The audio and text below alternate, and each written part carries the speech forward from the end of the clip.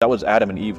Adam and Eve didn't have this idea that they were going to sin against God and be separate from him. They were told if you disobey him and eat of the fruit of the tree of the knowledge of good and evil, you'll become like God. That's what they really wanted. And so in trying to become like God, they ended up disobeying God. They're trying to become like God and closer to God without God.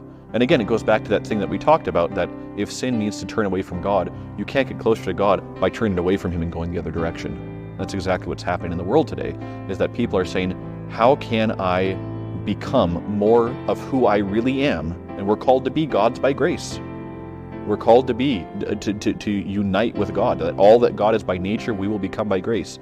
But how can I do that in my own way? How can I do that apart from the commandments? How can I do that apart from this life of purity and righteousness that I've been called to? And so it comes down to the simple question of pride. Can I forge my own path and then have all the fruits, have all the rewards, have all the glories that God has promised for me, even though I turned against him in the process? And in doing so, the world has kind of become mad with this.